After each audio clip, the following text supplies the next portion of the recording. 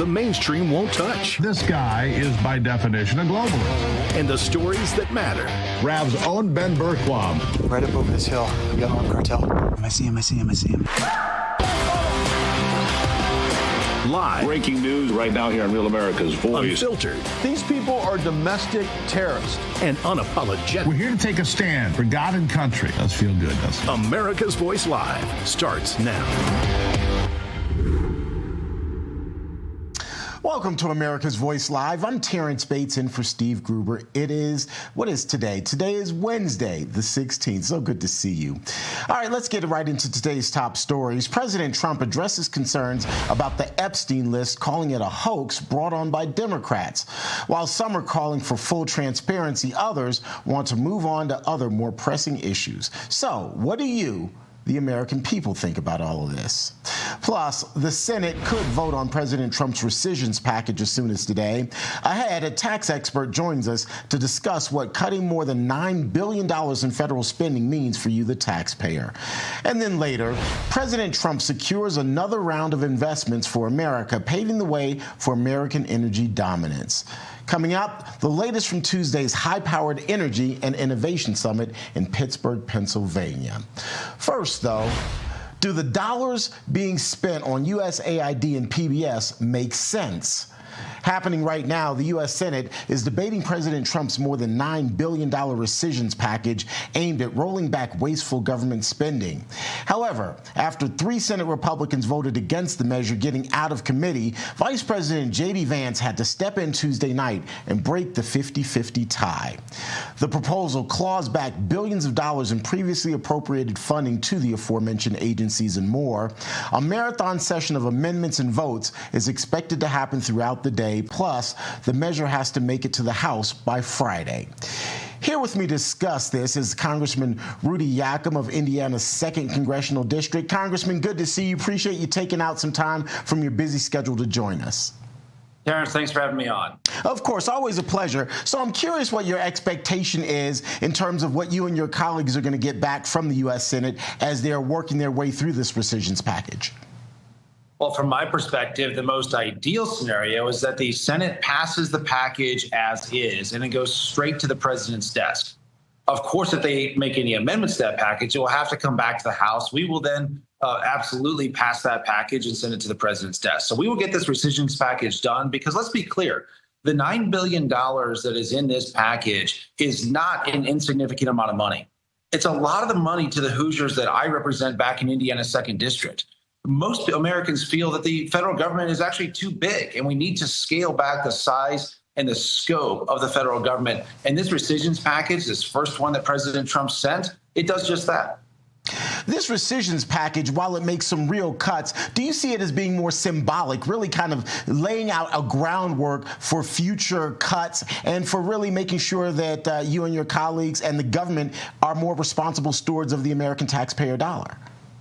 Well, we need to be responsible stewards of the American taxpayer dollar because, as I've said many times before, the only money that we have in the federal government is money that we take from the American people by force through the tax code. We take their money, and so we have to be responsible for it. We have to spend it wisely. This first $9 billion, which is $90 billion over the course of the 10-year budget window, is a lot of money. And what the president's been clear on is that he wants to see us pass this very first rescissions package, and then they will send more rescissions packages down to the House. So this first one is a bit of a test. We've got to get it done over there in the Senate, and then if they change it, we will pass it here in the House. And then our hope is that the president will send us another package here soon. Okay, say this does pass, which I think most of us expect it will. What do you think a second package might look like? Would we be talking more savings? Would it be about the same? And I'm asking you to look into your crystal ball, but I'm curious. Well, of course, on these things, the crystal balls can tend to be a little bit cloudy, but my hope would be that we go even bigger than the first $9 billion. You know, there's a lot of waste, fraud, and abuse inside of the federal government that just shouldn't be here. So, of course, there's a lot of DOGE cuts that need to be codified. This is the official legal process that we use to codify the DOGE cuts. It is the rescissions process. And so my hope would be that when we get this first $9 billion through, we take an even bigger swing on the second package. All right, I understand you've had a pretty busy day already, that you actually introduced a new bill today that would protect unemployment benefits for those who are truly without work. Explain that to us a little bit and what motivated it. Well, what this particular bill does is it says that for Americans who go on strike, and this is happening in some of these liberal states where liberal states are allowing Americans who go on strike to collect unemployment benefits. Hoosiers that I represent, they shouldn't have to pay for another worker in a liberal state who goes on strike. They should have to collect unemployment benefits. And so what this bill does is it's called the SHIELD Act, HR 4424. It says that Americans who go on strike shouldn't be able to collect unemployment benefits. You're welcome to go on strike. That's fine. But you can't collect unemployment benefits while you're on strike. I suspect that's probably not going to go over well with the unions, with the labor unions. Well, again, labor unions are okay going on strike. But again, in states like these liberal states, particularly like Washington and Oregon, who they've actually passed a law that says that if you go on strike, you can collect unemployment benefits. Working Americans should not have to pay for other Americans who go on strike. They shouldn't have to pay for their unemployment benefits while they're on strike. I don't think it should be controversial. I just think it's common sense. No, it sounds common sense to me. We'll see what kind of traction your bill gets. Appreciate you filing that. Before I let you go, I've got to ask you about the Epstein files. It's been big news. You've probably heard by now. President Trump kind of called it a hoax, if you will. Your take? Yeah, my general take is that Americans deserve transparency. I'm a big fan of transparency at all levels of the federal government. And so if it were up to me, I'd release the files. We should have transparency along the way. I'm a big believer in that. And, whatever's in there is in there. Let's just let it out and see what, see what comes of it from there. But I just generally believe that Americans deserve transparency and accountability. That's the way I've always ran my own life. It's just the way that I think that we should all operate. Are you buying the DOJ's argument that there's nothing in there, that it's just time to move on? I don't know yet. I don't know that it's time to fully move on yet. But again, I just think we should have transparency. That's what I ran on. That's what a number of my colleagues ran on. It's just what I believe. Let's just be transparent. Let's be accountable. Americans deserve and want a government that's transparent and accountable. And that's what we should bring. We should shine lights on things where there's a lack of clarity, where things are opaque. We should just, again, just be transparent. That's what I'm about. Congressman Yakym, we appreciate your time. Thanks so much for being here with us this afternoon. Thank you, Terrence, for having me on. Always a pleasure, sir. All right, folks. Well, if you're stressed about back taxes, maybe you missed the April deadline or your books are a mess, well, do not wait. The IRS is cracking down and penalties add up really fast. We're talking 5% a month and up to 25% just for not filing. There is help, though. Tax Network USA can take the burden off of your shoulders and stop the spiral before it gets worse. They've even helped thousands of Americans, whether you're an employee, a small business owner, or if you haven't filed in years and if you got messy books. Really, it's not a problem in any of those circumstances. They've seen it all and they know exactly how to clean it up for you. With direct access to powerful IRS programs and expert negotiators on your side, Tax Network USA knows how to win. You'll get a free consultation, and if you qualify, they may even be able to reduce or eliminate what you owe. More importantly, they'll help protect you from wage garnishments or even bank levies. So, don't wait for the next IRS letter. Instead, call 800-905-8000, or you can visit tnusa.com/RAV and talk with the real expert at Tax Network USA. Take the pressure off and let Tax Network USA handle your tax issues for you. Time to take a break. When we come back, President Trump making headlines today, as we just said, for calling the Epstein file situation a scam and a hoax. Hear his thoughts for yourself. That's after this break.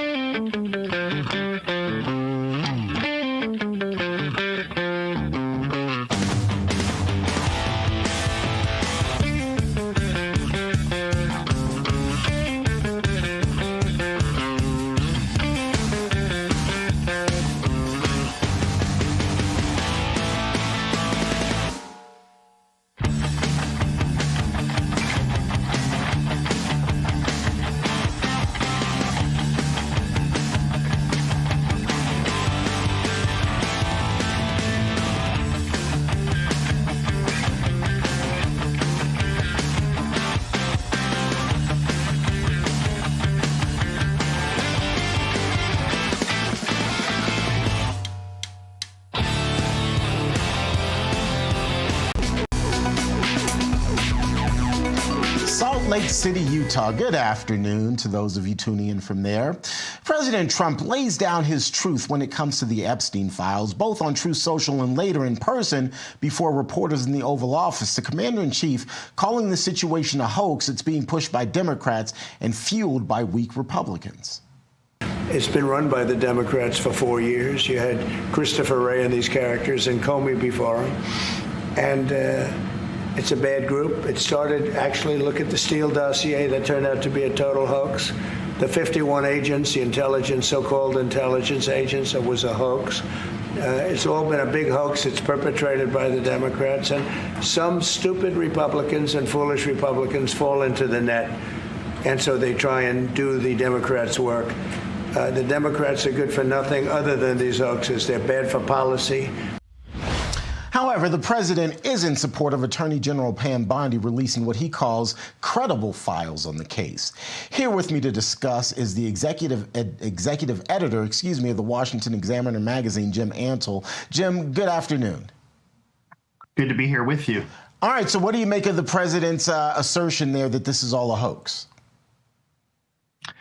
Well, certainly he hasn't had very good experiences with the FBI, with intelligence gathering in previous administrations and even in his own first term.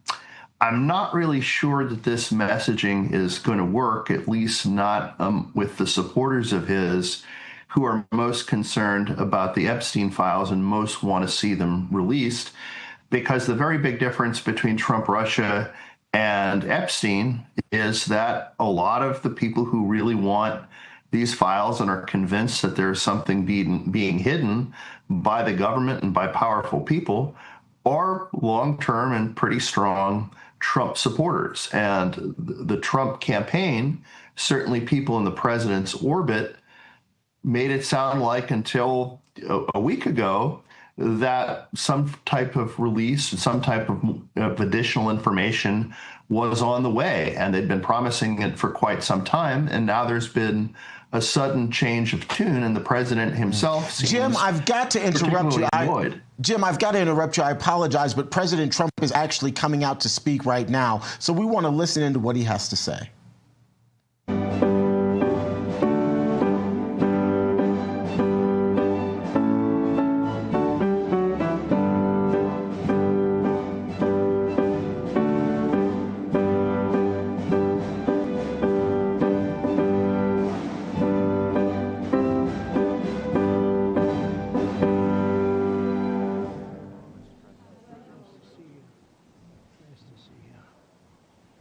Well, thank you very much. Please.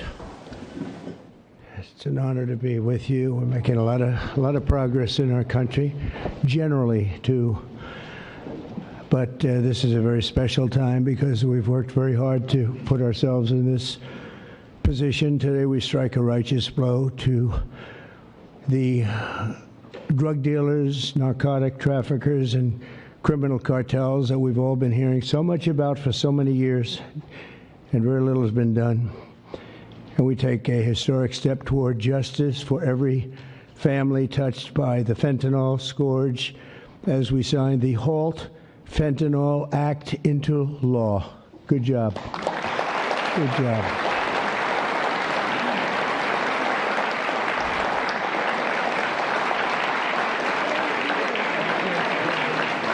Well done. Well done. Thank you very much. With this bill, we are officially and permanently classifying all fentanyl-related substances as Schedule I narcotics, which is actually a very big deal. It doesn't sound like much. It's a big deal, as they will tell you, meaning anyone caught trafficking these illicit poisons will be punished with a mandatory 10-year minimum sentence in prison. We'll be getting the drug dealers, pushers, and peddlers off our street, and we will not rest until we have ended the drug overdose epidemic. And it's been getting a little bit better, but it's horrible. It's horrible. We're going to end it once and for all. And we're pleased to be joined on this occasion by my future DEA administrator. He's going to be a very important position Terry Cole. Where's Terry Cole? Hello, Terry Cole. I hope you're as good as they say, Terry. I hope you're as good as Glenn Youngkin says, because it was his recommendation that got you this job. You better do a good job, or I'm blaming Glenn. Glenn, I'm going to blame you if he's no good. And who the hell knows, but I have a feeling he's going to be great. Is he that good? All right, good. You better be good. But it was really, Glenn has had tremendous experience with Terry, and he said he's fantastic. He did the job like nobody that you've seen, and we take your word for it. Thank you very much, Glenn. Also with us is Secretary Christy Noem, who's doing a fantastic job. Where's Christy? Where are you? Christy. Hi, Christy. She is doing a great job with Tom Homan, who's fantastic. He's also central casting. He does serve the central casting role, too, doesn't he? And he's a great guy. Special Envoy Steve Witkoff. Steve, thank you very much. Thank you. Good job. And we have some good news on Gaza and good news on a couple of things that we're working on at a very high level. But you've done a fantastic job. Thank you very much. My nominee to lead the Office of National Drug Control Policy, Sarah Carter. Sarah, great reporter, too. She was a very tough and good reporter, and you've done a fantastic job. So now you'll be able to put all that experience to work. No more criticizing or anything else. You got to do it yourself, and you're going to do a great job, you know, as reporters do on occasion. Thank you very much. Thanks, Sarah. Good luck. Governors Glenn Youngkin, Jeff Landry, and Kelly Armstrong, where are you? Stand up. Great. Hi, fellas. Hi. How are you? And great friends of ours, Senators Chuck Grassley. Chuck, fantastic. You look fantastic. Looks like he's 44 years old. You look great, Chuck. We're proud of you. Jim Banks. Jim. Thank you, Jim. Good job. Good job. Ron Johnson. Ron, good. We've got that bill passed, Ron. We got it passed. Thank you for all your help, too. Ashley Moody. Ashley, thank you very much. Jim Risch. Thank you, Jim. And you're doing a great job on the committees, and you're getting them through, the people that we need, right? I appreciate it, Jim, very much. I urge him, Jim, you got to get going. No, Jim's been fantastic. Bill Cassidy. Thank you, Bill, very much. Thank you very much. And Roger Marshall. Roger, thank you. And by the way, I have to say, John Thune called.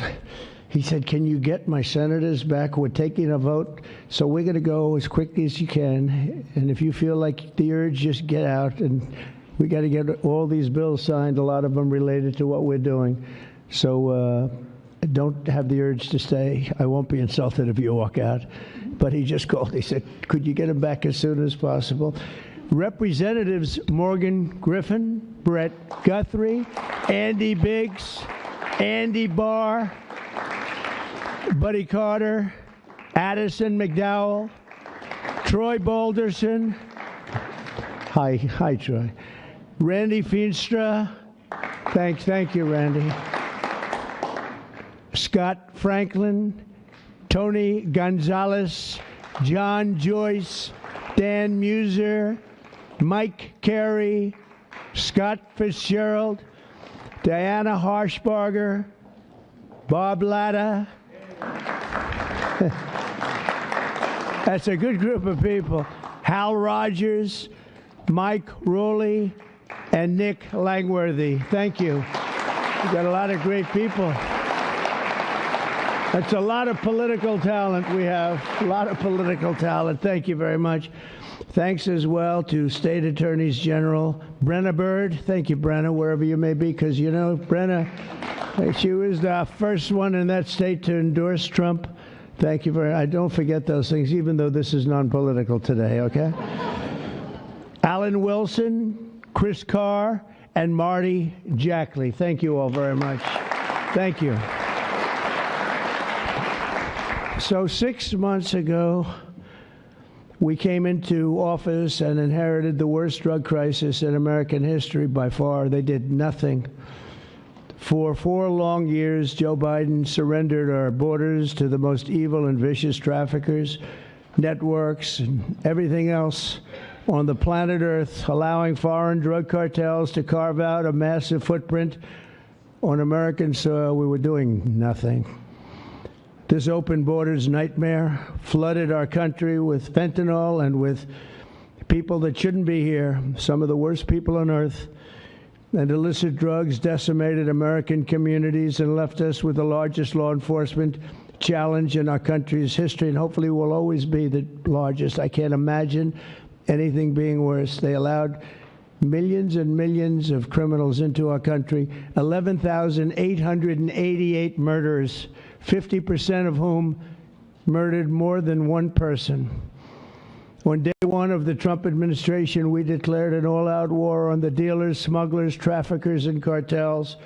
Within moments of taking office, I deployed the U.S. military to our border and unleashed the patriots of ICE and Border Patrol to defend our country from an invasion. This was an invasion. This wasn't people coming in. This was an invasion of our country, allowed to happen by people either that didn't care or were just stupid people. Stupid people. I also designated the Mexican drug cartels as foreign terrorist organizations.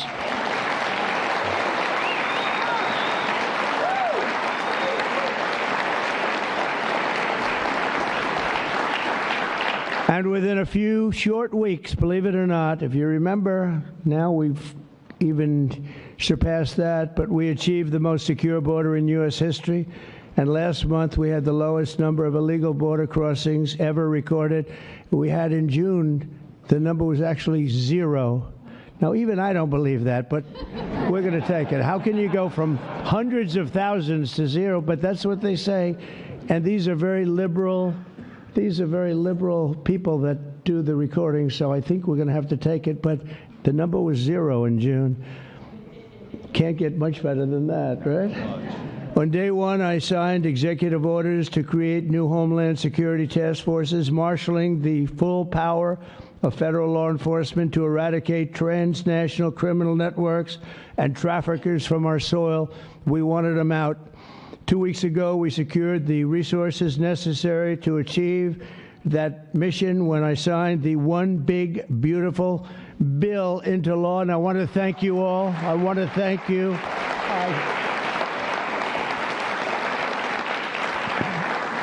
I want to thank you all. You did a great job.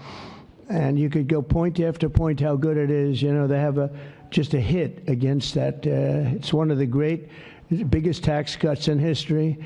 Really the biggest everything in history. We have things in terms of security, in terms of securing our country, taking care of our police officers, law enforcement, our ICE and Border Patrol patriots. I call them patriots because that's what they are. These are strong people, tough people that love our country. If they weren't tough, they wouldn't survive.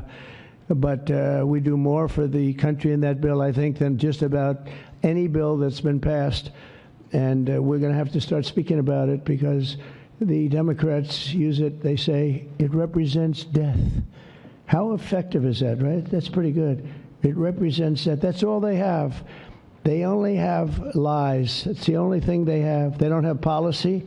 They can't get people elected. They don't have good candidates. They don't have anything, but they do have two things. They stick together. They stick together like glue.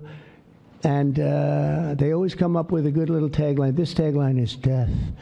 And no, the death is them. We're the ones that are giving life. We're giving life with that bill. And there's so many good things, whether it's no tax on tips. Think of that. No tax on Social Security. No tax on overtime. If you buy a car, you want to buy a car, you get a deduction of interest on your mortgage. So think of that. Things that were never even a possibility. And then so much else in terms of health, in terms of providing care. It's really just a fantastic bill, and it's about time that we're going to start, and we'll start talking about it. But once we do, I think we're going to have the greatest midterm that you've ever seen, because this thing really is amazing. And I want to thank all of the senators in particular for getting it done, It also makes the largest investment in the U.S. Coast Guard since World War II, ensuring that we have assets and all of the assets needed to vanquish the cartels from the waterways of North America. We're building a lot of Coast Guard ships that go very speedily along the water, and they're very lethal. They're very powerful, and that's what we need, because a lot of it comes in as we block up the border. They start using the water. That's a good run. I could use that. They block up the border. We start using the water. And that's what happens. They start using the water. Who would think? They even actually developed small submarines. You saw that, right? Small submarines to get the drugs in. And it's incredible. But we've stopped them. I've also directed the Department of Justice to seek maximum sentences for fentanyl traffickers. We're going to absolutely do the maximum.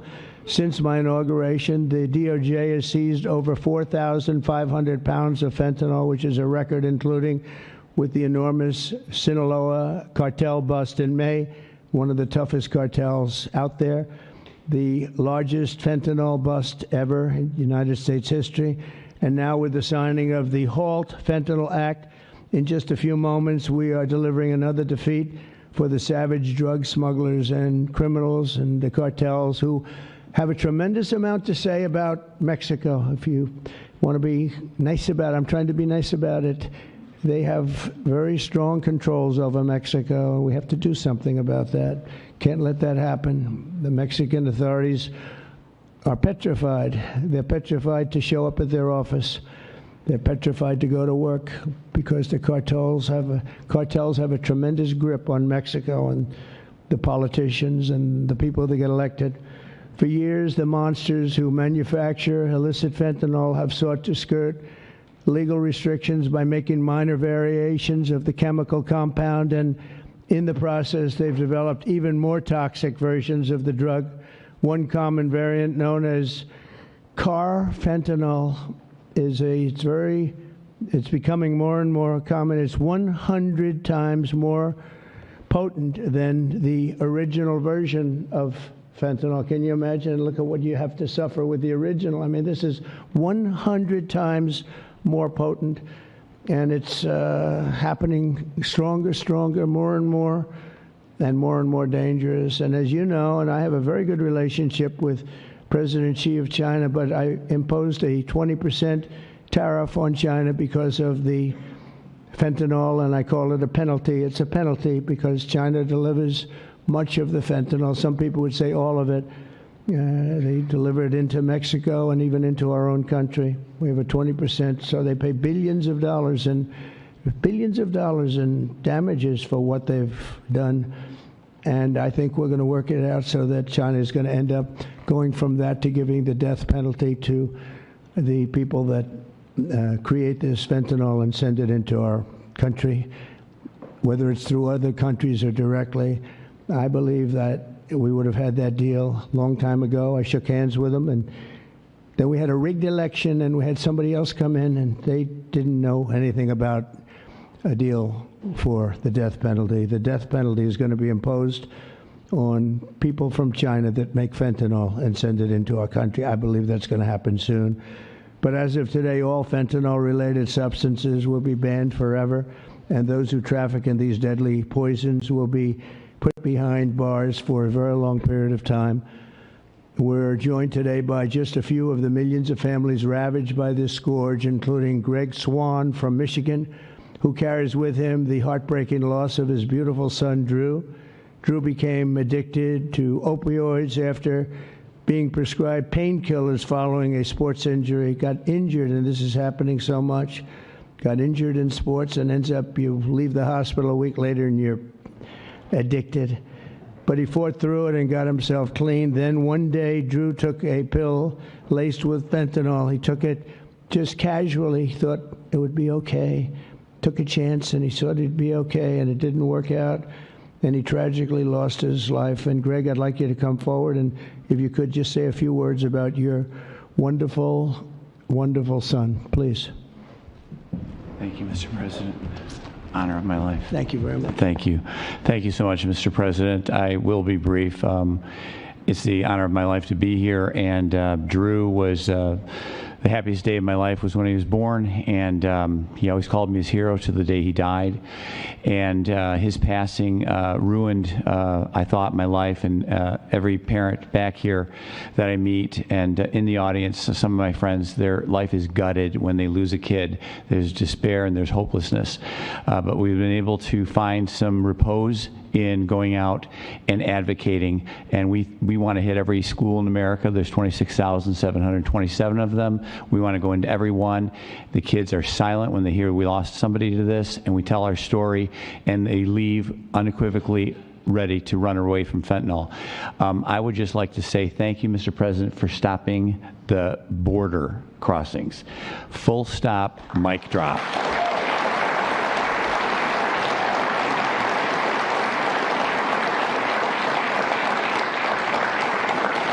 I'll step back but it was amazing what you did. We were being gaslit, and you came and lit a fire to that story, and we're a lot safer for it. Thank you so much. Thank you. Thank you, Mr. President.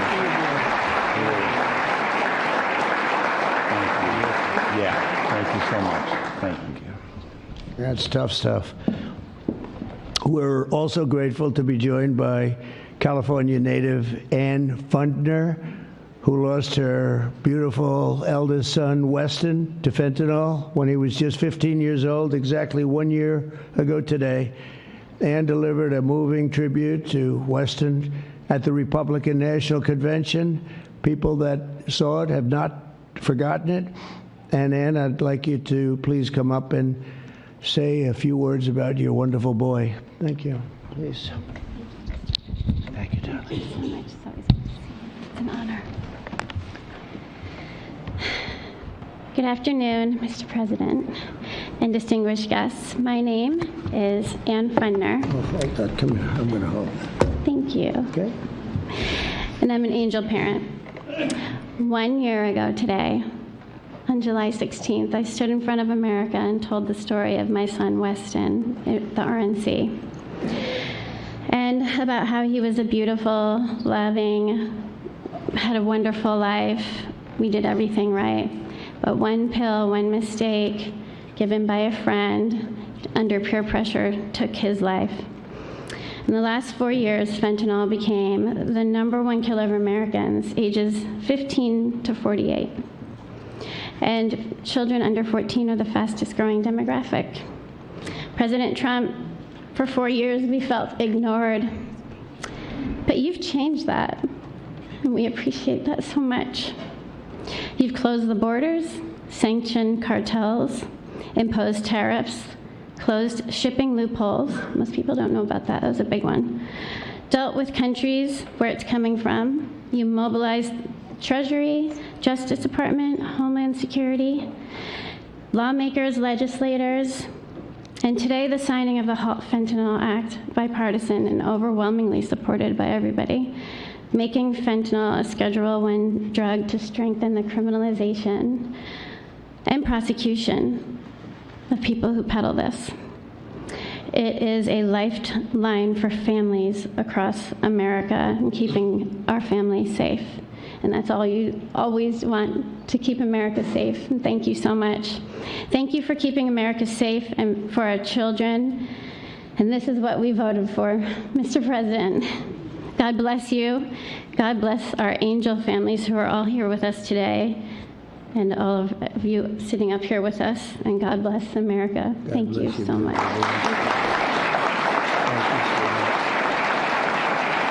You can have that.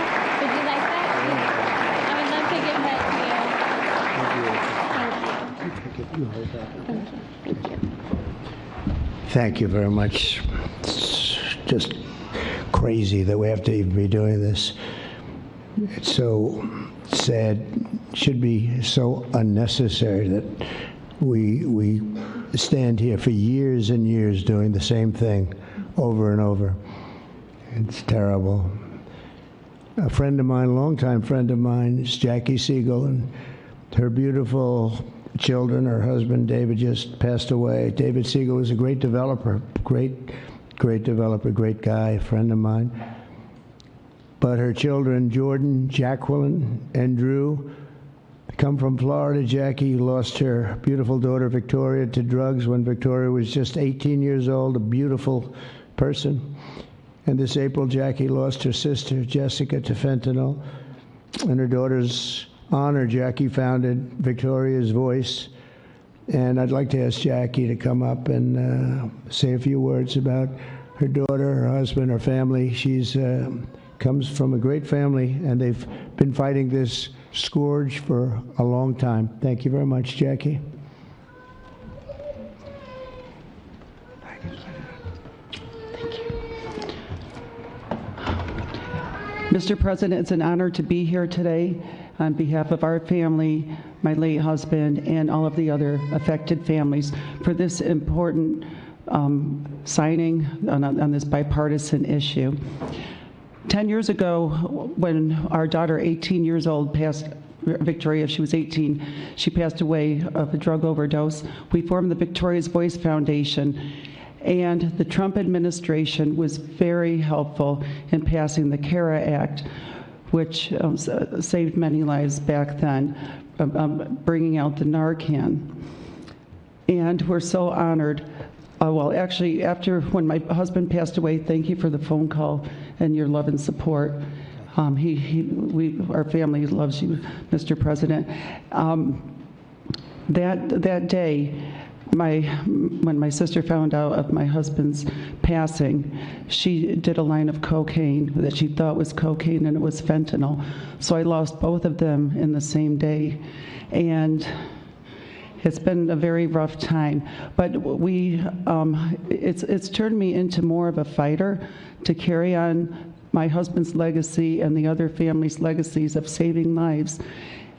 And so I'm turning my pain into passion.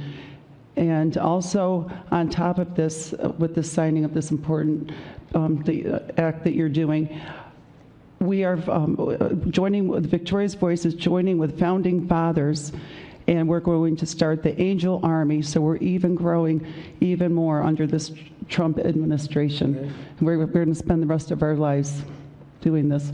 Thank you, Mr. President. Thank you, Jackie. Thank you. That would be very effective. Thank you for helping me.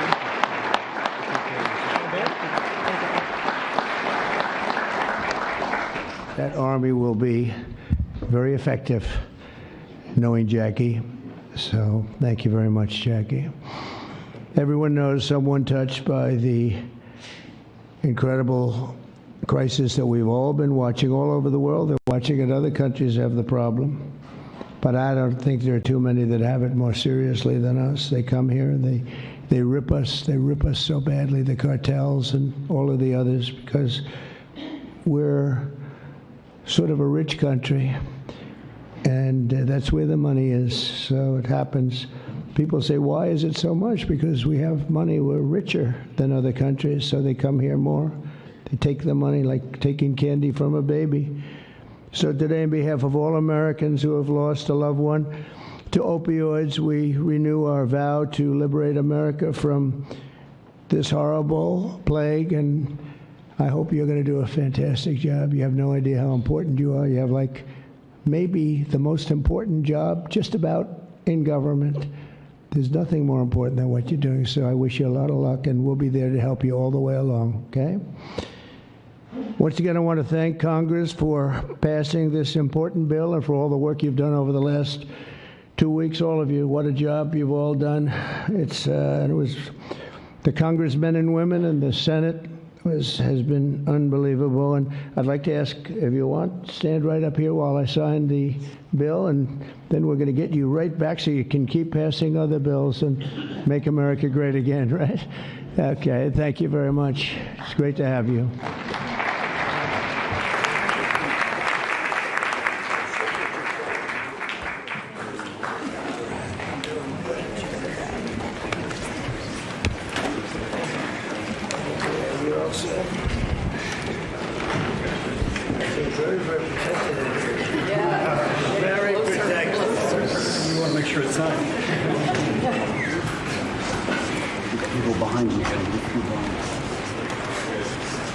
And this is not an auto pen, right? That's for sure. That's great. Thank you very much.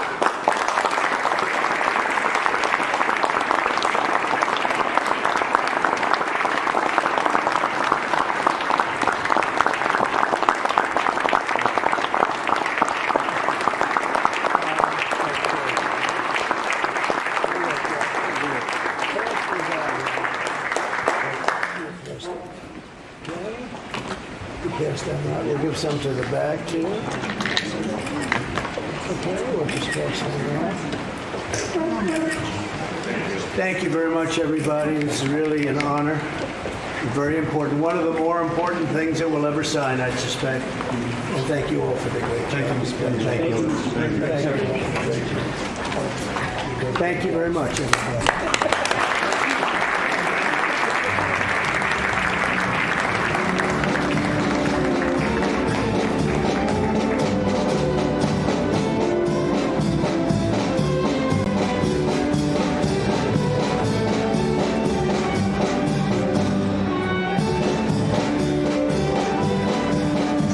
Trump there signing a new bill cracking down on the use of fentanyl in this country. Of course, as you can see, surrounded by lawmakers both from the House and Senate. Those senators, many of them going to have to go back to Capitol Hill, though, as they are still discussing the recisions plan that President Trump sent them.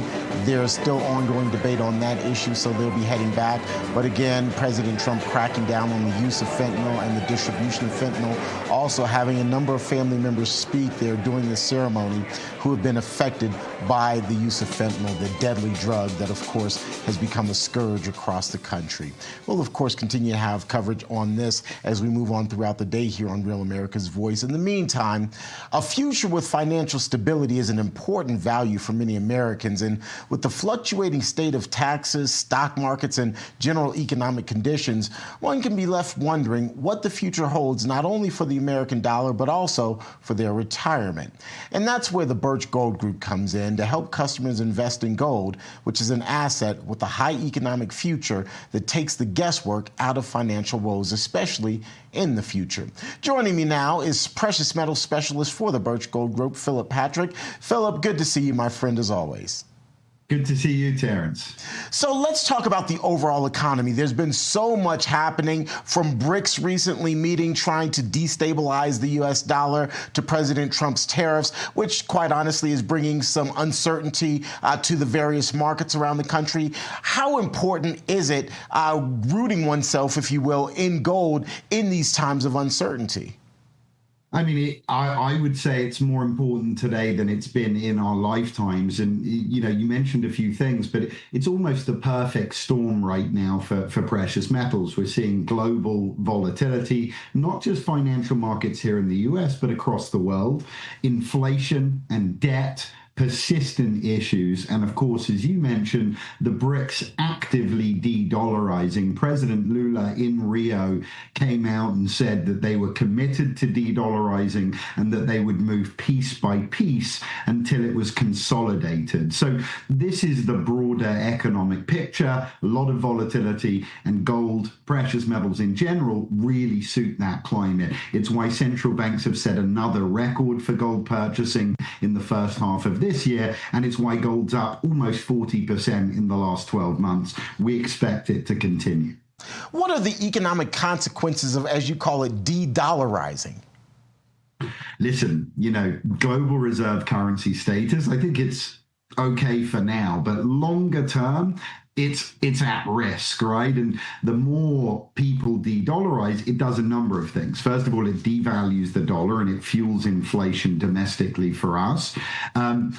The bigger issue is it puts a real squeeze on the debt as well. The less demand there is for our debt, the higher interest we have to pay on that debt. And obviously interest payments are already the second biggest item in the federal budget. So given debt and everything else, we need demand for the dollar to remain globally to give President Trump the chance he needs to grow the economy out of the situation we're in. But he needs time.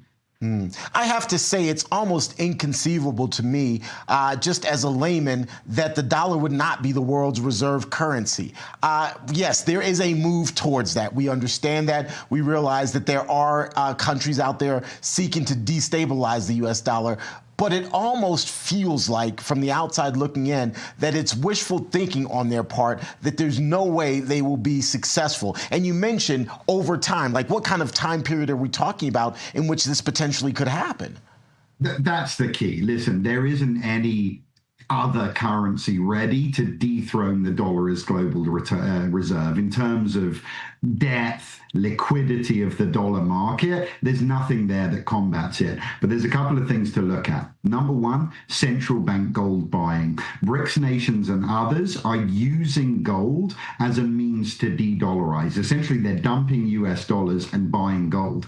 That gives them the stability that they need for currency. So when we talk timeframes, I believe the dollar's position as global reserve is not under threat short to medium term. Next 3 to 5 years, I don't see a challenge. Longer term, next 5 to 10 or beyond, I do start to see challenges. However, the dollar doesn't have to lose global reserve currency status to lose value. What I think will happen, and by the way, it's happening already, is we start to move into a more multipolar world. You know, different countries signing bilateral trade agreements that circumvent the dollar.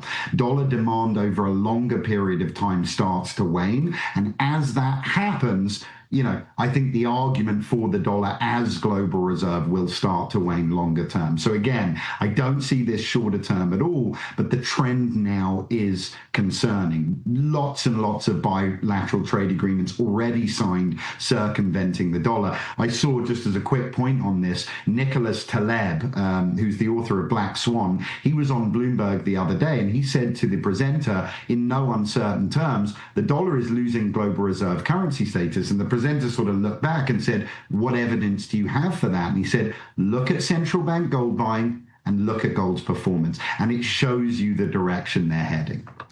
Taking into account all of the circumstances you just described, does that strengthen President Trump's argument to Jerome Powell that he needs to drop interest rates in order to not only support the U.S. economy, but potentially also the value of the U.S. dollar? Potentially that could help?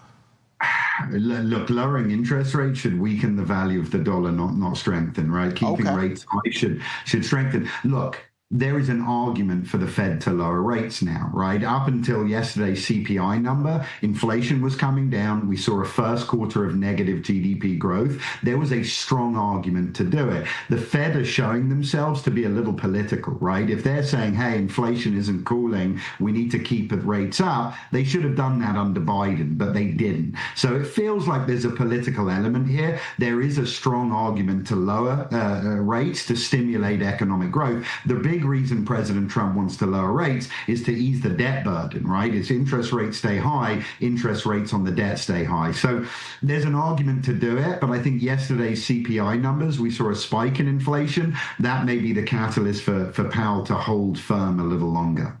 So it seems to me the lesson to be learned in all of this is to look out for oneself as a consumer, and the best way to do that is to invest in gold.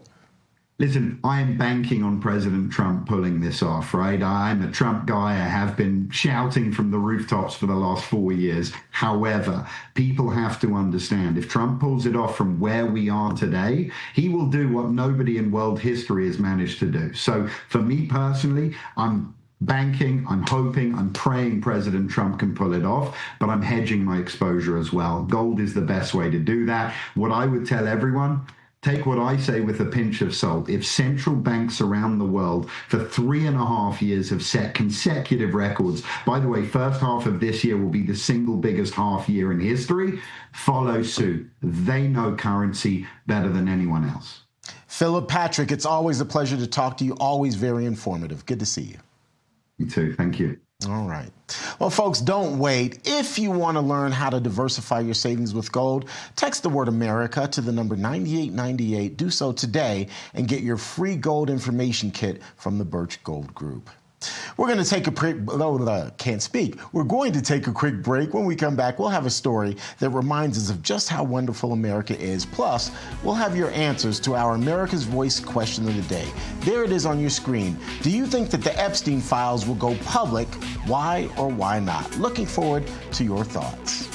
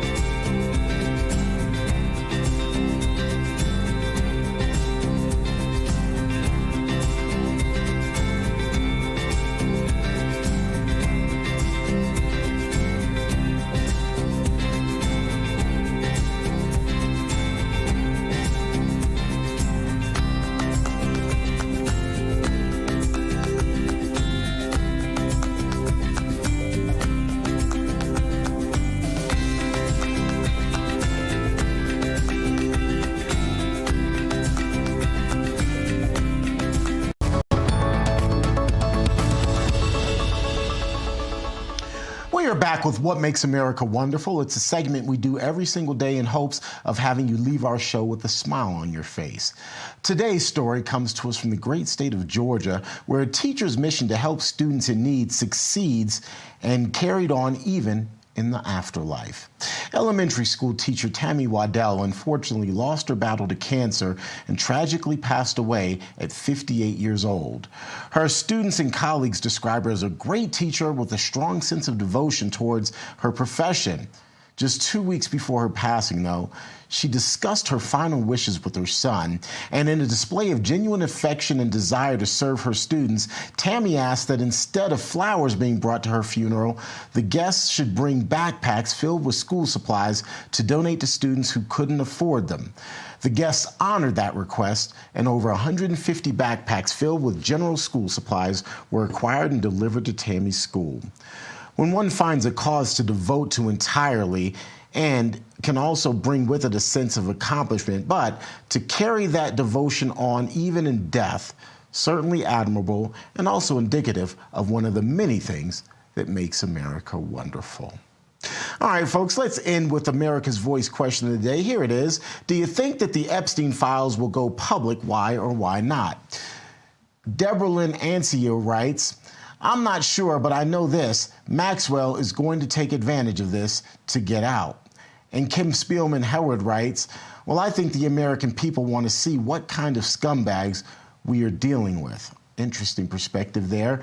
Jane May, we also want to thank you for chiming in, writing, no, too many wealthy people from around the world. And Billy Holloway adds, yes, Maxwell's little black book that lives in an evidence locker and all the incriminating video as well. I know it will be harsh. There will be some difficult realities, but for the health of our nation, it must be done. Maybe even turn his island into a new Alcatraz after it's bulldozed. Kent Gallagher writes, no, like the Kennedy files, they'll be kept under wraps for national security purpose or whatever reason they use. And finally, Katie Conley writes, I do not. I think they have international implications and would crumble our elected officials, and that's why this is happening, she writes. Thanks to each and every one of you for chiming in. We really appreciate you being part of the show and letting us know what you think. We also want to thank you for tuning in today. We'll see you back here first thing tomorrow, same time, same place. Take care, everyone. Have a great afternoon.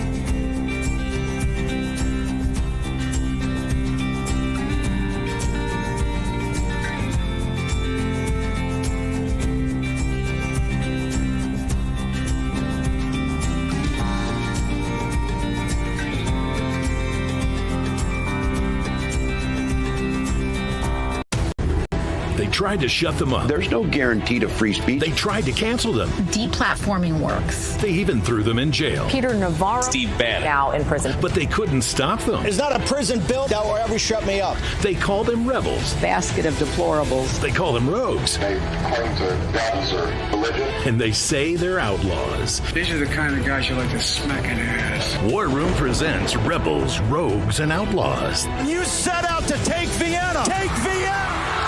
The national bestseller by longtime Bannon producer Dan Fluette. Take a journey through the pictorial history of War Room. In a culture that celebrates the weak, show your support by standing with the rebels. Go to doitfluette.com or scan the QR code on your screen.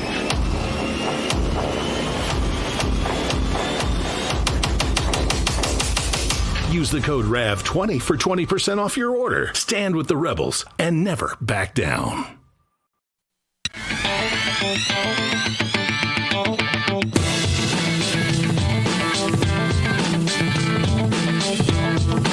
All right, let's take a look at it, folks. Let's take a look at that bell. Ding-a-ling. Come on, ring the bell, folks. Anyway, stock market up a little bit. So it was a decent day. Again, consumer price index yesterday, producer price index today.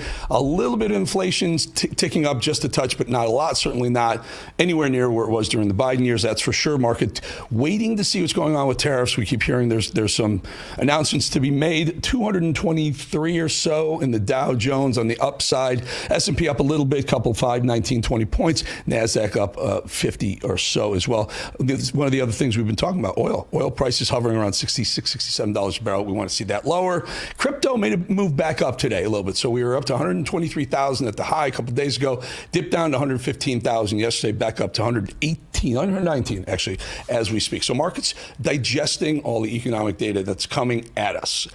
Without further ado, I'm going to call this an exclusive because I believe this is an exclusive, certainly conservative media exclusive. My first guest was a speaker this past weekend at TPUSA. He's the senior political commentator at CNN, host of the Scott Jennings Show on Salem Radio Network, and author of the soon-to-be-published book, A Revolution of Common Sense, How Donald Trump Stormed Washington and Fought for Western Civilization. Let's have a big round of applause, folks, for Scott Jennings. Really, really good to... I've never met you formally, Scott. We've traveled in similar circles, and I want to tell you, you do a damn good job doing what they have you do on CNN. I'm going to ask you, if folks that don't know about this, can I do this, if I may be so rude, is to play a soundbite of, I think this was probably yesterday or last day or so. This is what Scott deals with on a daily basis. Listen. Let's be very clear. He promised 3 things: the price of eggs, the price of bacon, and the price of apples were going to go down. I can quote him. It was on August 15th of last year. He said they're going to go down almost immediately when I become president. All of them are up. They're up year over year, and that's a fact. And these, you think it's hysteria or whatever you called it. People are suffering. You know how I know this? Because I heard all about that from you last year when I would debate you, and you kept talking about how the price of eggs is really high. Well, guess what? It's much higher now than it was when you and I were debating. You are literally lying about the eggs. Wait, excuse me. They're up. No, whoa. Guys, stop. Okay, Scott, before you accuse her of lying, I literally just went over this. She is correct that year over year, the Since price... Donald Trump took office, what happened Scott, to the eggs? Oh, my God. Do you not understand that the difference between... Who was the president last year at this time? Scott, do you understand? And then when did they spike? Julie, let me just resolve this so we can move on, because this is a silly conversation. You totally derailed this conversation. She's trying to have a serious panel, and you're out here arguing are derailing the conversation. No, I'm not. Pardon me. She's not telling the truth about the eggs. But you're derailing the conversation, okay? And the reason why I want to bring this up, Scott, you're right. You were right there, my friend. The price of eggs are substantially lower than when Trump came into office, and that's really the only thing you can judge. That's exactly what he said he was going to do: lower the price of food and fuel, and he's doing it. These Abby Phillips and I know Julie Rodzinski very well. Very, very smart people, and they knew what they were doing. They're playing the semantics game with a year over year versus since Trump took over. Great job, but how do you do it night to night, Scott? That debate was maddening. I mean, this is my job. I'm trying to reframe and defeat narratives. But this egg conversation is crazy. Everybody knows the eggs went up last year, and specifically at the end of the year when Biden had the bloodbath. The bloodbath in America, that he liked to talk about was in the chicken houses. He killed all the chickens. The eggs went up. Trump comes in. Now the eggs are down. The attempt by Democrats to flat out lie to the American people about something like that, I think, underscores the weakness in their overall argument. They know Trump is winning. They know the investments are coming. They know the tariffs did not spike inflation. They know the market's up. So they're resorting to this, crock of stuff. And I don't know. It looks weak to me. I'm happy to point it out, but it seems weak to me. So it's hard, though, sometimes, Scott. And I've done this when I was at Fox. So they like to have the left-right debates. And you don't want to look like a bully. You don't want to look like a bully especially when you're right and you are right, because then you have the host who's on the other side. You have a guest who's on the other side. It's almost like going into Philadelphia and trying to play the Eagles when the referees are all named Jalen Rose's uncles and nephews. Yeah, so I want to stipulate a couple of things. I think CNN has made a courageous and correct programming decision to put a debating show on the air. A debating show is a good thing. We should have debates everywhere I go. I don't like you, but I love the debates. I love you. I love the debates. The commonality is people want debates. So I think that's great. I think the Abby show is terrific. It's really the only show like it on TV. We mix it up. It's terrific. I'm very honored to be part of it. I think in the debates, what I have learned is just how weak the liberal arguments are. I mean, look, you can debate Donald Trump. You may not like the tariffs. It's fine to debate the things, but when you have to resort to that sort of very, very dishonest framing or whatever, I think it totally weakens the debate overall. I mean, it makes our side look good, but I think for the Democrats, it tells you they're searching for an identity. And right now the identity is, well, let's just make stuff up and see what happens. And they're in a ditch. They don't know how to get out of it. So, I spent 6 years on the 5 at Fox Center seat. I used to sit next to a guy named Bob Beckel, a liberal. Certainly not as competent of the counter voice of the other 4 of us as you are with the other, liberal voices on CNN. But Bob, every once in a while, we'd be in a break and his phone would light up, and he wasn't smart enough to hide it. It was the White House, and it was the Biden White House. It was the Obama White House at the time.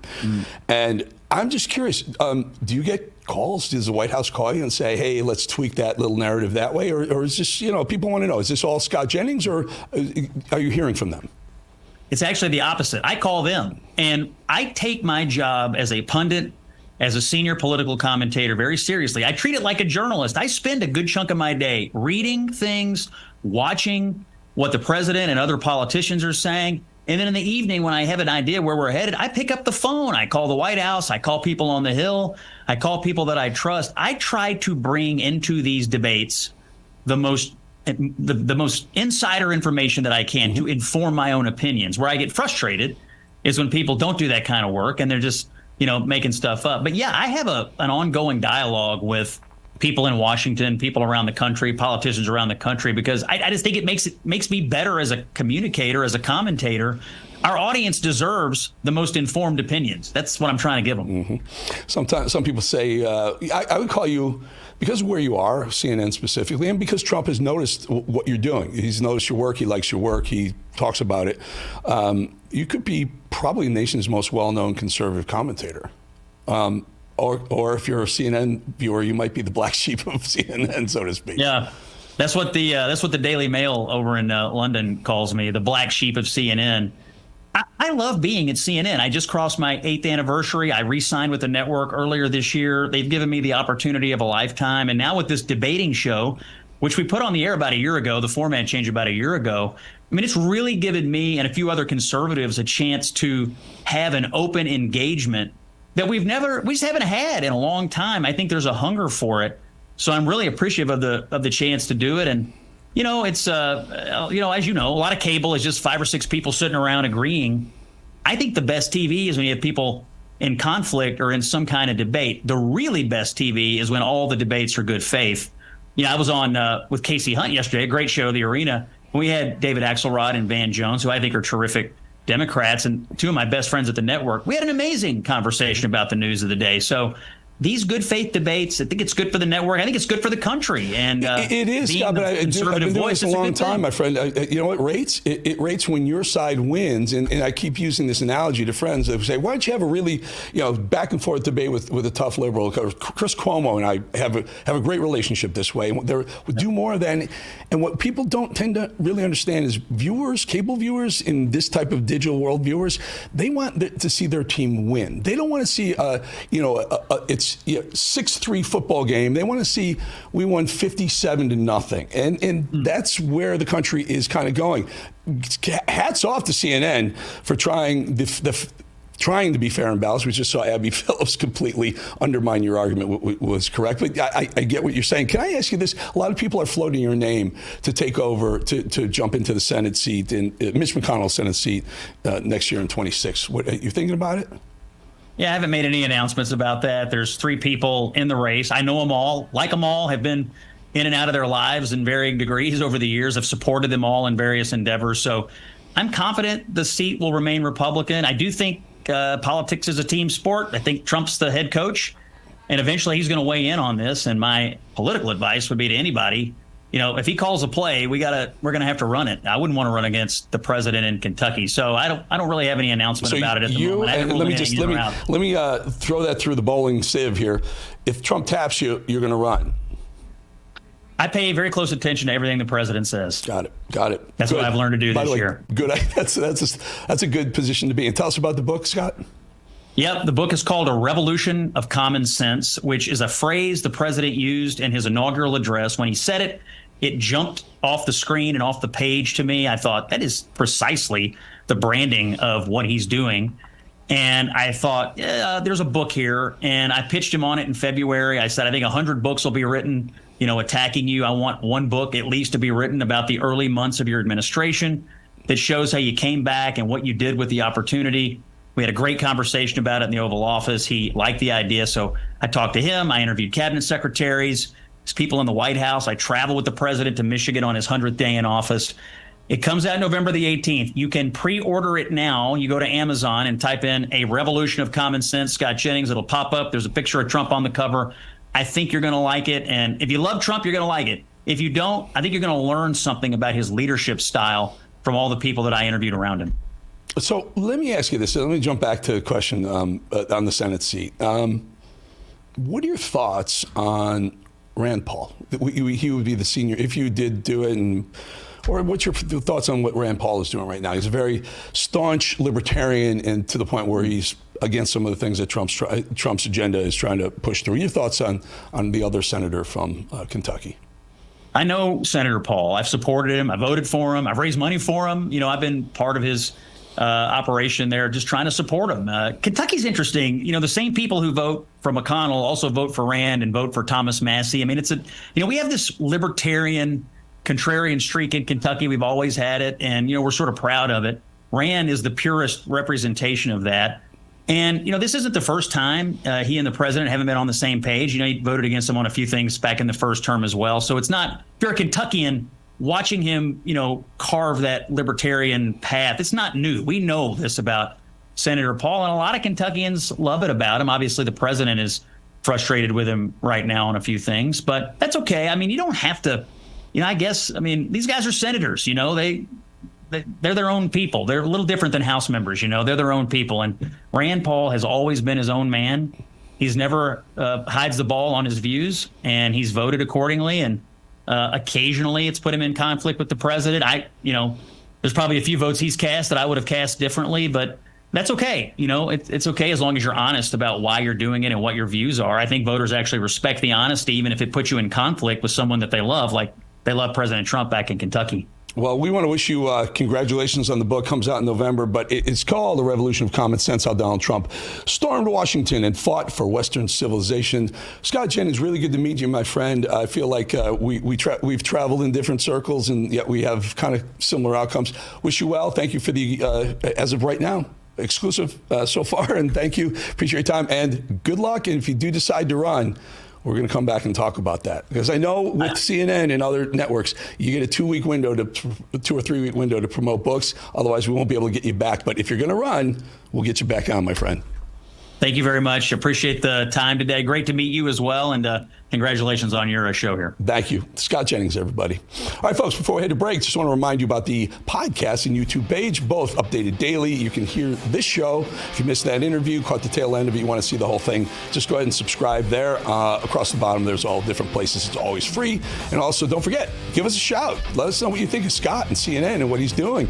We'll play some of them hopefully tomorrow, but we have a lot going on. The toll-free always. Oh, don't forget, coming up later in this show, John Solomon joins us to talk about his exclusive interview with Donald Trump. We'll be right back.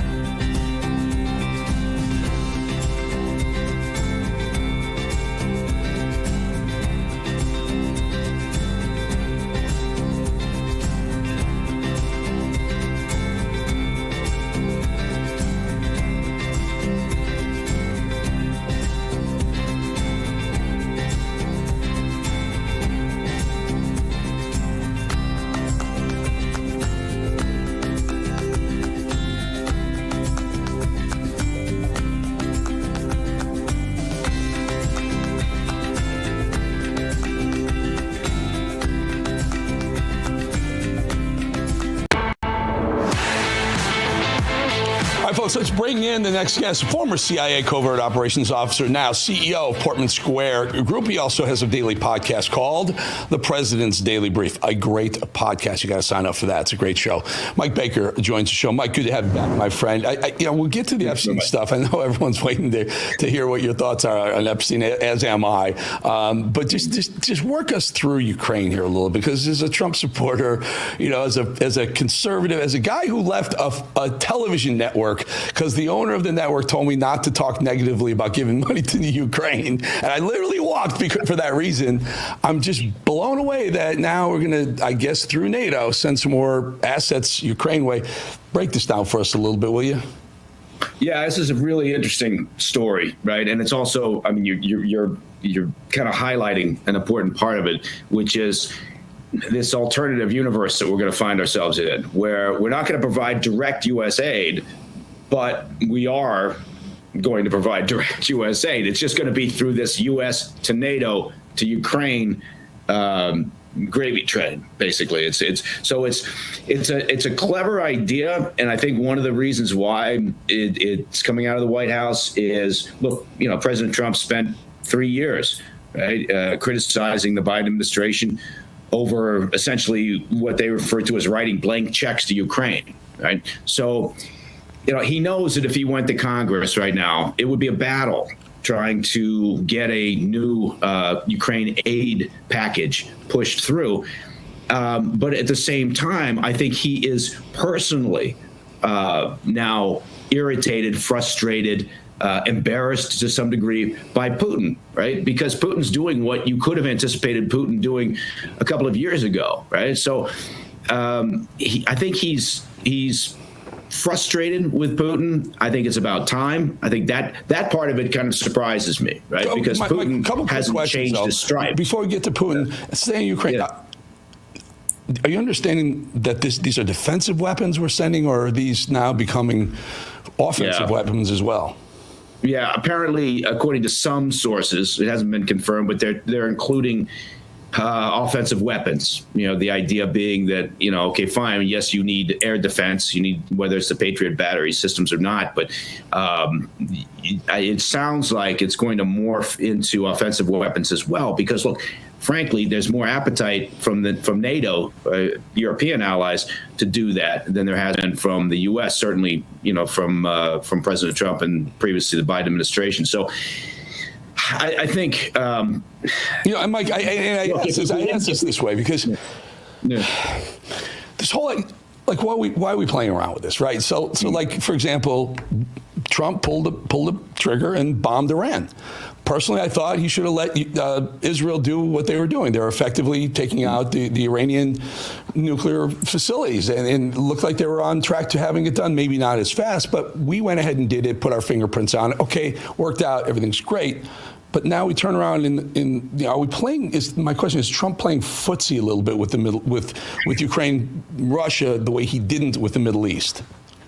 Yeah, I think that you're right. I think that's part of the issue here is, look, the Iranian decision, that was very decisive, right? That was decisive leadership, right? And I think it was a smart move, frankly. Look, Israel could have done significant damage to their ballistic missile capabilities, taking out launchers, taking out stockpiles, but they couldn't have done what the U.S. did, which ultimately was the underlying reason for all that angst and concern and over the existential threat of an Iranian nuclear weapon. So that was a good move. What we're seeing in Ukraine, I would argue, is not that same level of decisiveness, right? It's in part, it's because, again, of the political concerns here, the U.S. domestic political concerns. So I know there's a lot of pushback. People say, why are we even in this? Come on, please. So if you push all of that aside, right, I'm not talking about the political angle here or the America First angle or whatever it may be. From an operational perspective, if Ukraine isn't supported, whether it's by the U.S. doing this, through NATO, NATO can't do it on its own. If they're not supported, they will lose. And so if you're okay with that, then fine. But you have to get to that point and say, I'm fine with Putin eventually winning this, right? And what that means in a geopolitical sense, right? And so if that's okay, if you're good with that, then fine. I am. Call me crazy. I am. I mean, I am. Yeah. I'm just gotten to the point in my life where it's like I'm tired of losing blood and treasure of our children to foreign wars and foreign conflicts. Anyway, moving on. This happened today, guys. Can you roll the soundbite of Pam Bondi? Because everyone wants to know: is Pam going to go? Is she going to get replaced? What's going to happen with Cash? What's going to happen with Dan Bongino? But Pam made it very clear just a couple hours ago. Listen. Madam Attorney General, on this matter of fentanyl, it's a priority clearly to the DEA, Department of Justice. Are you confident you're going to still be here to execute this? Because there's so many people calling for change at the Department of Justice. I'm going to be here for as long as the president wants me here, and I believe he's made that crystal clear. It's 4 years, well, 3.5 now, right? We've got 6 months in. So, as someone who spent some time on the inside of intel agencies, does she even know that? Can she say that for certain? And I ask your opinion on everything that's going on with all three of those folks. Yeah, I think in this administration, look, with the Trump administration, it always operates a little bit differently. I think that's why a lot of people like it than other administrations. You never really can know for sure, right? I mean, because it always does come down. It's a top-down leadership. Pam Bondi, obviously got out over her skis in earlier comments about the Epstein files. I mean, and that was clearly a mistake, right? And I have no idea. It's all speculation why she felt to make those comments. I've got the file right here on my desk, but look, the bottom line is we also had, a couple of years of people talking about this on TV, just always talking about how damaging this is. And oh my God, when this information gets released. Now you have to also be pragmatic and say, a lot of those people didn't know what they were talking about. They just wanted some airtime, right? So they're going to say something salacious. So you look at that as part of this, and you think, okay, well, the truth probably is somewhere in the middle, right? There's a lack of transparency here that's really concerning at this point, and so that's leading to this incessant cry for what else is there? Why is this being covered up? But I guess I'm trying to say it's complex, right? There's a lot of people who were saying, oh, how bad it is, who had no idea how bad it is because everyone's speculating. But the way that Pam Bondi has handled this, or the way that it's being handled currently, is a complete disaster. I mean, it's a messaging screw up on a different level. So we only have about a minute or so, Mike.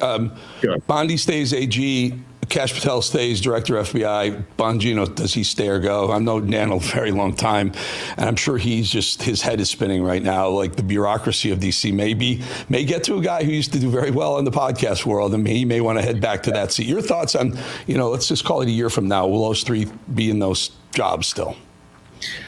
I think they will. I think because Dan, and in particular, I think he looks at this as a service, right? As responsibility, as duty, and it's also, I mean, he's good where he is, right? I think that's where he's best serving the nation at this time, the administration at this time. So I hope the answer is at the end of the day that yes, all three of them are still where they are.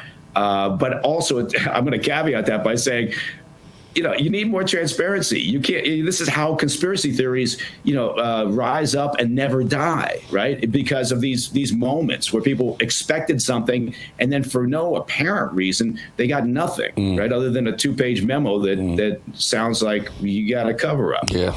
There are too many people saying there's a list. There's a lot of information. Too many people on both sides all of a sudden for it not to be there. I'm going to agree with Mike Baker here and say, I hope for the country's sake that Pam Bondi is the AG a year from now. Kash Patel is the director of the FBI a year from now, and his deputy is Dan Bongino a year from now. And add that caveat to, and we've seen the Epstein list, and we're taking care of those filthy animals that were on it as we speak. Yeah. Mike, good having you on. Mike Baker, everyone, President's Daily Brief, a great podcast. Sign up for that one as well. Thank you. Thank you, man. Thank you. All right, folks, that was good with Mike Baker. I realize there are many choices when it comes to who you choose for your cell phone service, and there are new ones popping up all the time, but here's the truth.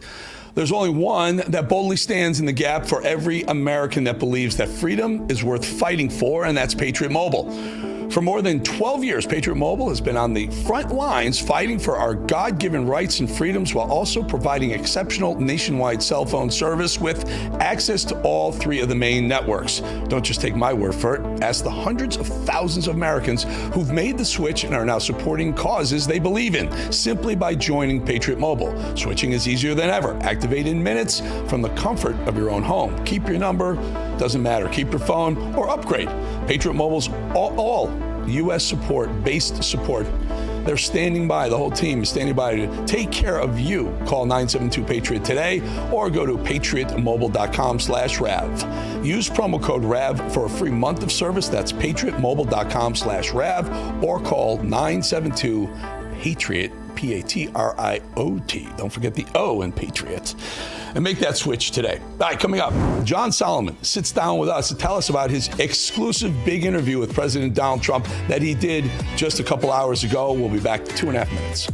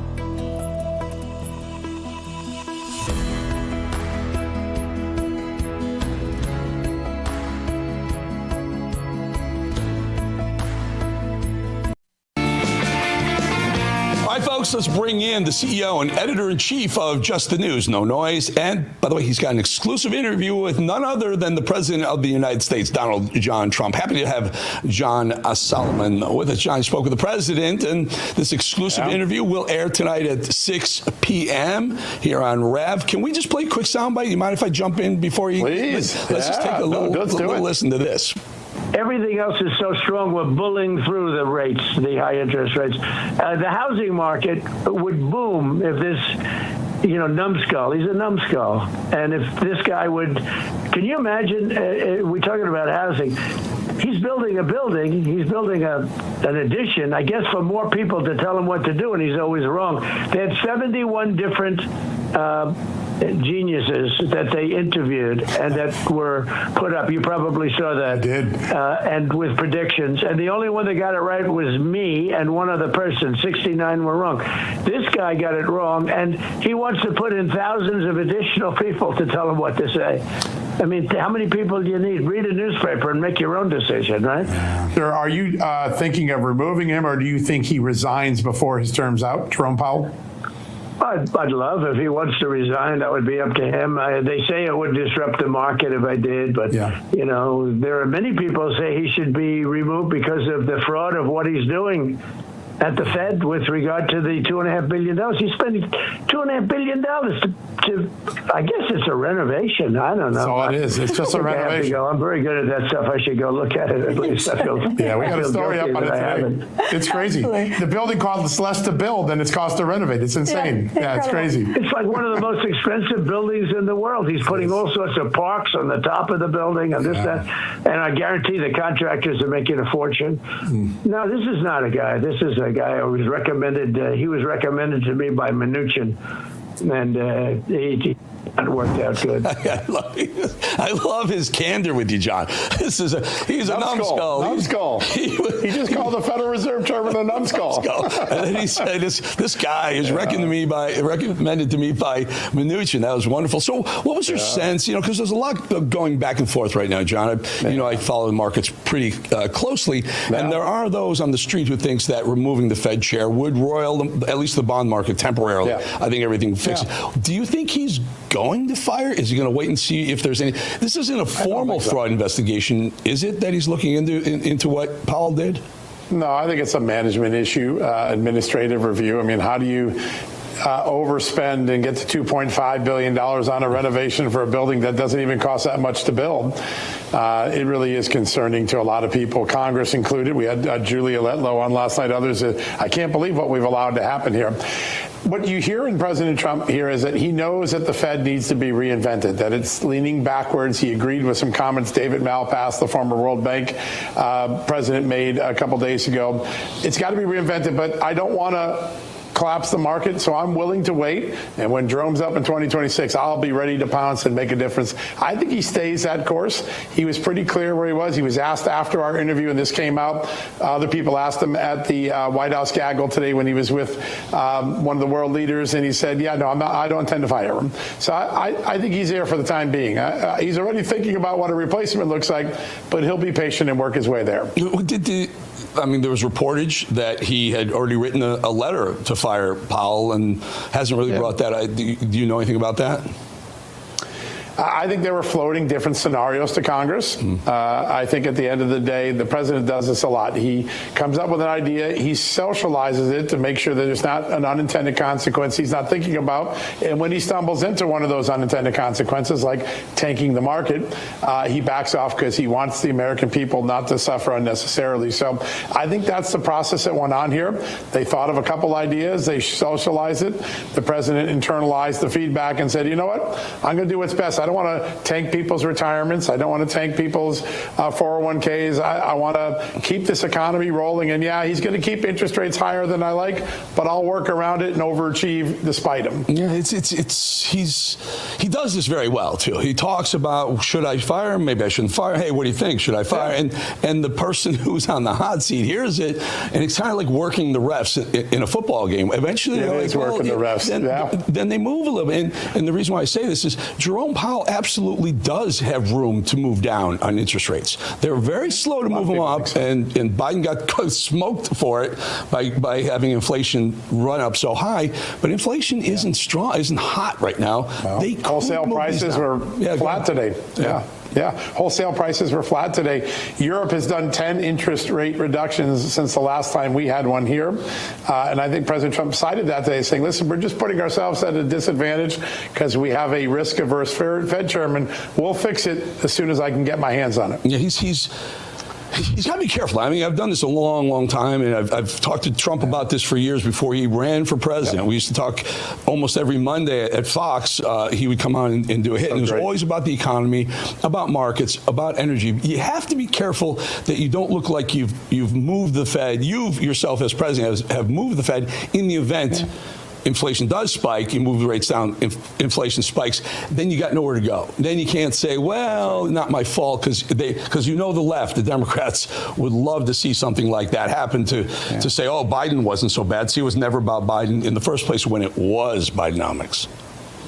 Yeah, no doubt about it. Listen, I think this is a Bobby Knight episode. He's working the ref real hard, hoping that the ref rethinks his strategy or thinks of resigning. The president said right at the top of the interview, I hope he does resign. That would be great. But that's not what is probably going to happen. I think he's resigned to working within the parameters of the current chairman until he can get a new one. But he can start building that innovation now so that on day one of the new Fed chairman, they sweep the country with what they need to get done.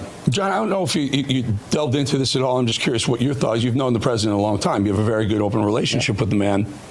Your thoughts on whether the Jerome Powell stuff is maybe even a useful distraction from the Epstein stuff? Is the Epstein still hot on Trump's mind?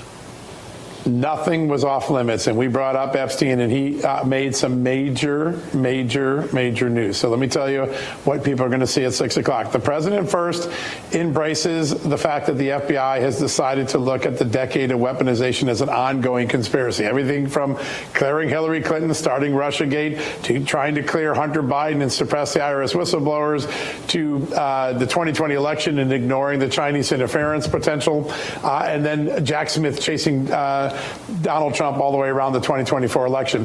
The FBI has decided to treat that as a single ongoing conspiracy. The president said, I'm glad they did that. I don't know much about it because I leave the FBI alone, but I'm glad they did that. And then he volunteered on his own. Hey, if that has a special prosecutor, maybe they could look at Epstein and give people an extra dose that there's nothing credible there. If there is credible, pursue it. If not, let it go. He embraces a special prosecutor for the weaponization, and you can also throw in Epstein. That could very much mollify and satisfy a lot of the people who've been looking for a solution. The president was not afraid to talk about it. He was open, and I think he's open to this idea. Let's make a special prosecutor. Let's do a 10-year look at weaponization. Hey, Democrats, you want Epstein? Sure. You're also going to have to look at Brennan and Comey and Jack Smith, and he puts that grand bargain on the table. I think the Justice Department runs with that in the next week. That's great. I'm fascinated by things like this question. You can tell me, shut the hell up, Bolling. I'm not going to tell you. How did the interview come about? Because I know you're close to them, but these are special moments because, as you point out, you get some clarity when he talks to people he trusts, like you. He tends to give the audience, give the people, give the folks, give the world more information, more insight as to what he's thinking. Has this been long in planning, or did it just come up? No. After the Kash Patel story came out Monday, I talked to the White House and said, listen, I think this is a pretty seminal moment. And do you think the president would sit down? And within 24 hours, he said, yes, he's going to Pittsburgh when he comes back from Pittsburgh. And they set up a time, and boom, it just happened. It was really a 2-3 hour thing. And, it's interesting. I know people say I'm close to the president. He has always kept the distance of, you're a reporter, I'm the president. I just like the fact that you're interested in facts. He said that again today. When he comes on air, one of the first things he mentions is, I read Amanda Head's story last night on a balanced budget. And guess what? She's right. I think I'm going to get to a balanced budget by the end of my term.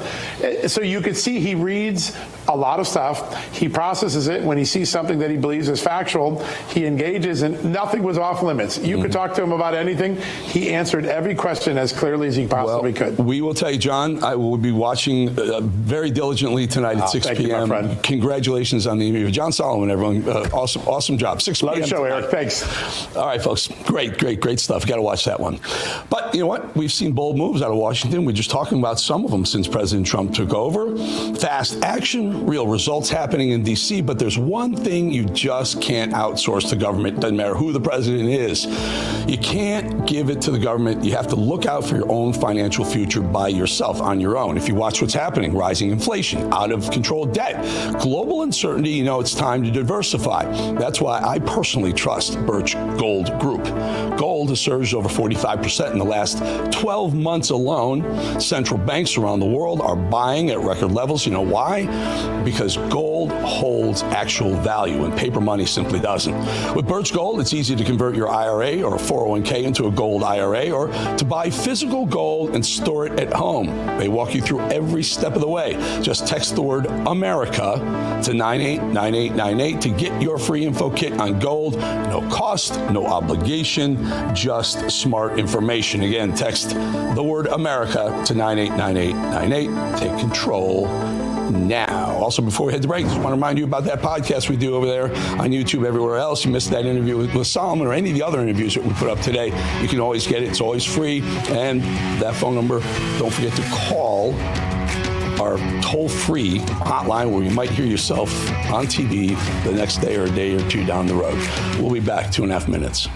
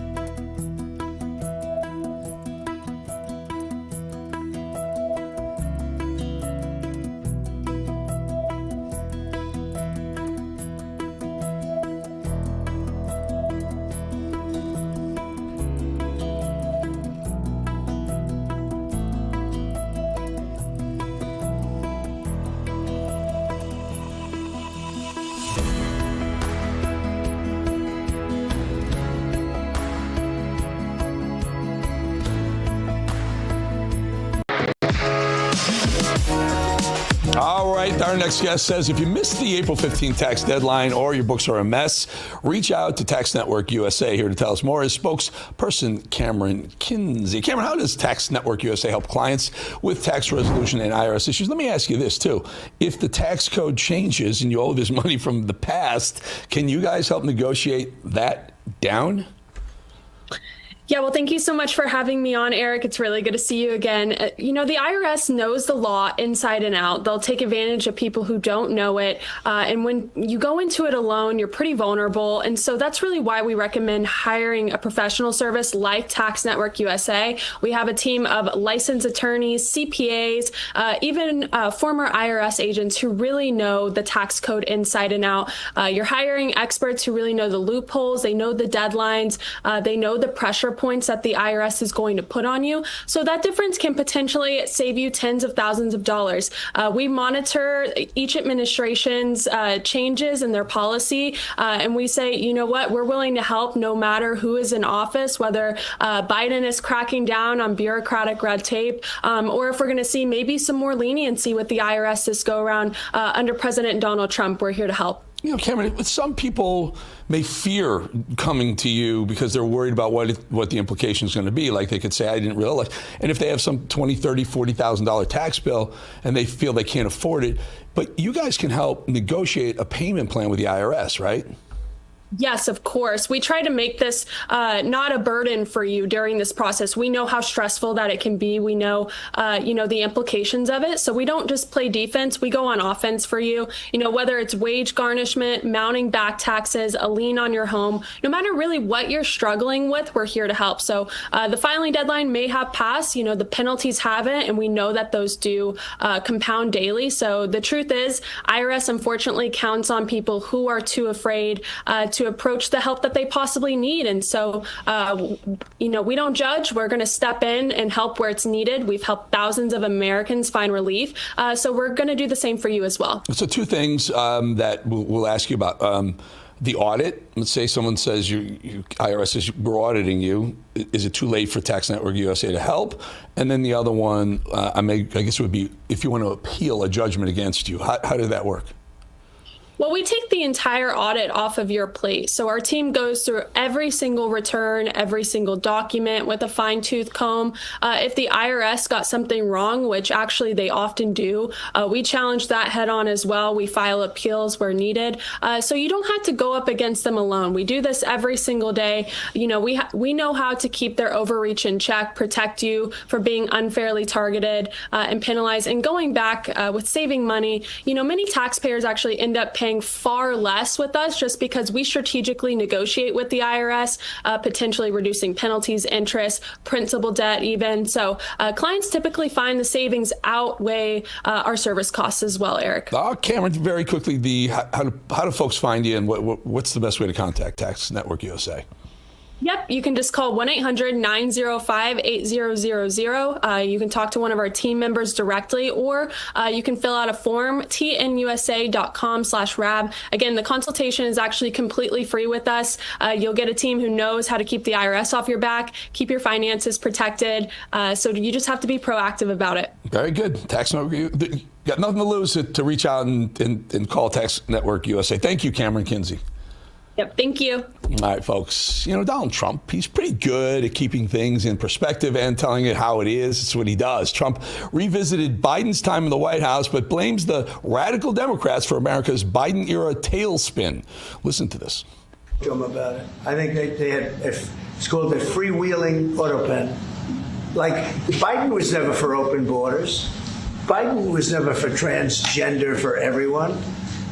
So I don't think I think the radical left people that took over the White House, and if I didn't win, our country was finished. That's right. They flip. I remember when Democrats, I remember Bill Clinton at State of the Union saying, we can't have a sovereign country with an open border. But they've really flipped their script upside down, haven't they?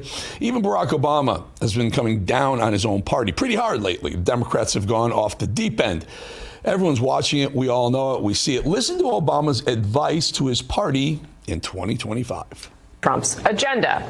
He told donors this over the weekend, quote, I think it's going to require a little bit less navel gazing and a little less whining and being in fetal positions, Obama said, according to excerpts of his remarks exclusively obtained by CNN. And it's going to require Democrats to just toughen up. Yeah, I'm not sure that's the right approach, Obama. Like, you're just going to yell at your own constituents. You're going to yell at Democrats and say, buckle up, buttercup, and get tough. Well, how about you come up with an idea? How about you come up with an idea that the American people want to vote for? That Obama's whole rant there, and I listened to the whole thing. He wrote it out. I watched the whole thing. Not one idea came out of it. He didn't talk about reducing crime. He didn't talk about closing the border. He didn't talk about any of the things that the American people want fixed. He didn't talk about lowering prices that Joe Biden jacked up. So yelling at Democrats to just come out and vote, it doesn't seem like it's the right strategy just yet. But who the hell am I? Jamie Raskin is suddenly calling for the immediate release of the Epstein files. Suddenly, a cause that he and his colleagues really don't care about. They're just happy to contribute to anything that they think will hurt Donald Trump. Well, here's Raskin talking about the Epstein files as if he cared about these things all along, which he hasn't. There are all kinds of extravagant claims being made about other people being involved, other institutions being involved. And we either need to get to the bottom of whether that's true, or we should put an end to all of the propaganda and the conspiracy theory. It's going to be very damaging for us if the president is going to proceed on falsehoods and conspiracy theory and then allow that to erode public trust. So I think there's something to what a lot of the Republicans are saying, that this needs to be done to restore public trust at this point. It's incredible. It's incredible. People are worried about midterm elections because typically a president, whoever holds the House and the Senate, if they have all three during an election cycle, a presidential election cycle, you tend to lose the House in the midterms, which would be 26. Trump did the first time. Biden did. I think Trump is going to hold the House in 2026 if clowns like Jamie Raskin are the leadership. Jasmine Crockett, Jamie Raskin, AOC, Ilhan Omar, who loves Somalia more than America. These are the people who are running the Democrat Party right now. Folks, we're in pretty good shape. All right, we'll be right back in 2.5 minutes. I got some voicemails for you. Got some voicemails coming up.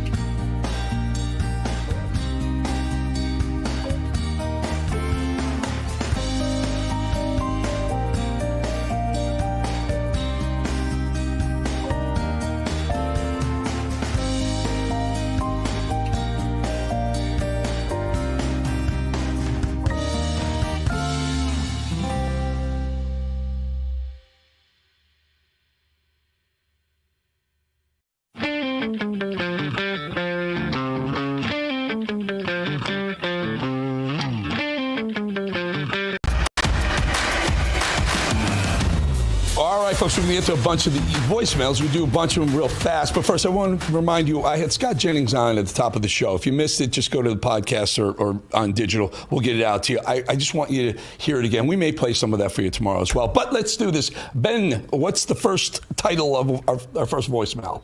So this viewer wants to see some perp walks, or we're going to lose the midterm. Do it. Hey, Mo, this is Charles. I watch your show every day, and I tell you, if we don't start seeing people perp walk, I'm going to lose the midterms. We need to see people start being held accountable and going to jail. Thank you. That is so true, Paul. Perp walks stop bad behavior. And you're right. We don't see perp walks with these clowns. We're going to lose midterms. Go ahead. Next one, Ben. This viewer says the drug prices are too high. Let's do it. The drugs, Ozempic or one drug in France costs $88. In the United States, it costs $1,100. Why are the Americans always screwed on most things, almost everything, but especially in the drug companies? Really good point.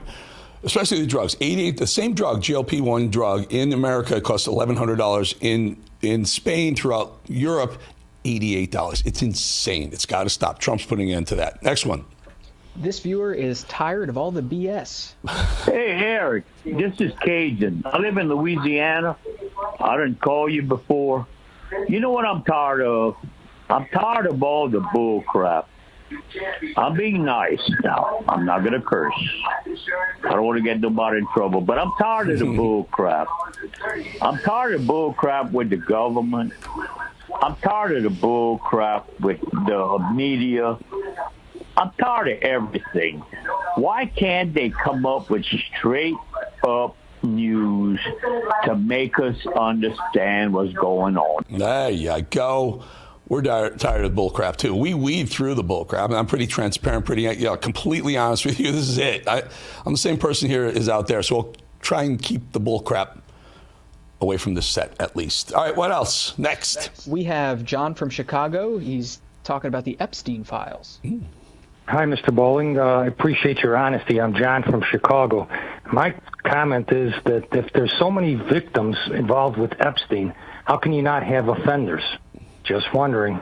Thank you for your time. Great question, John from Chicago. That sounded like Rod Blagojevich. I don't know. That may have been Rod calling in with a fake voice. But you're right. Hey, look, Ghislaine Maxwell is in jail for a reason. Got a lot of victims. We know the victims. We've seen them. They've testified. They got to be perps. Where there's a victim, there's a perp. Next one. Lex from Arizona says if you're not born here, you shouldn't be able to be elected. Hey, this is Lex from Payson, Arizona. I had a question for you. Trying to figure out why they don't codify a law that says if you're not born or raised in the United States, you can't run for mayor, any office, period. So that joker in New York wouldn't be able to qualify for that. So I don't understand why he's able to even do that. So I'd like to hear back from you on that. Thank you much. It's a great question. It's a really, really good question. With the Convention of States, we let states decide how they want to handle their mayorals and their governors' elections, and maybe they could change the individual constitutions with the state. But for the federal, the Constitution says that the president has to be born in America, on American soil. And so founding fathers maybe didn't see what's going on right now. They were brilliant in many things, but to change the Constitution now, it's literally almost impossible. You need 2/3 of the states. You need 2/3 of the state houses to vote for it. You just got to jump through hoops, and we may never see another constitutional amendment in our lifetimes. Another one, Ben? This viewer is not too happy with Ukraine. Number one, we shouldn't be sending anything else to Ukraine. Them, let them fight their own war. Between them and Russia, they're driving us nuts. Trump has done enough. We've done enough. Let them fight their own wars. Yep, I agree with this guy. Like I said, I swear on my life, I left the network because I was told stop saying that stuff about not sending any more money to Ukraine. They said if I don't stop doing it, they were going to pull me off the show. They offered me a contract that said sign here for another 3 years. I said, no, I'm not doing that if you're going to tell me what I can and can't say. Sorry, it's just the way it is. I agree with that caller. Other people have differing opinions, but that's what we're here. If you don't like what I'm saying, call me and tell me. You guys are telling me as we speak. There are probably 50 callers calling in right now. Do we have time for one quick one, Ben? Yep, we got a quick one here. Trump should spend money, tariff money on the national debt. There you go. Hey, Bowen, they keep bragging about all this tariff money coming in. You get to talk to Trump. Most of us don't. Tell him to pay every penny of that tariff money on the national debt, not to let Congress get their greedy little paws on it. Yes, Thank you. This is such a great idea. And technically, it's supposed to go back into the general fund, the Treasury general fund. But as you know, anytime they get money, they spend it. Sometimes they spend it when they don't have it. Really, really important point. Pay down our debt instead of taking the money that he's getting from tariffs and spending it somewhere else. It's a brilliant, brilliant idea. So I have time for War Room's coming up next. Scott Jennings was on earlier. I'm going to get you a piece of that interview tomorrow. I think you'll see it in a lot of places tonight. He talked about whether he's going to run for Senate in Kentucky. War Room up next. Bannon. Have a good night. Everything else is so strong. We're bullying through the rates, the high interest rates. The housing market would boom if this, numbskull, he's a numbskull. And if this guy would, can you imagine, we're talking about housing, he's building a building, he's building an addition, I guess for more people to tell him what to do, and he's always wrong. They had 71 different geniuses that they interviewed and that were put up. You probably saw that. I did. And with predictions. And the only one that got it right was me and one other person. 69 were wrong. This guy got it wrong, and he wants to put in thousands of additional people to tell him what to say. I mean, how many people do you need? Read a newspaper and make your own decision, right? Sir, are you thinking of removing him, or do you think he resigns before his term's out, Jerome Powell? I'd love if he wants to resign. That would be up to him. They say it would disrupt the market if I did, but you know, there are many people who say he should be removed because of the fraud of what he's doing at the Fed with regard to the $2.5 billion. He's spending $2.5 billion to I guess it's a renovation. I don't know. That's all it is. It's just a renovation. I have to go. I'm very good at that stuff. I should go look at it at least. I feel, yeah, we got a story up on it today. It's crazy. Absolutely. The building costs less to build than it's cost to renovate. It's insane. Yeah, it's crazy. It's like one of the most expensive buildings in the world. He's putting all sorts of parks on the top of the building and this, that. And I guarantee the contractors are making a fortune. No, this is not a guy. This is a guy who was recommended. He was recommended to me by Mnuchin, and he not worked out good. This is the primal scream of a dying regime. Pray for our enemies, because we're going medieval on these people. You're not got a free shot on all these networks lying about the people. The people have had a belly full of it. I know you don't like hearing that. I know you try to do everything in the world to stop that, but you're not going to stop it. It's going to happen. And where do people like that go to share the big lie?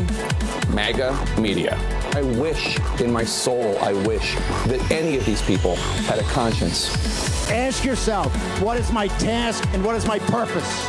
If that answer is to save my country, this country will be saved. War Room. Here's your host, Stephen K. Bannon.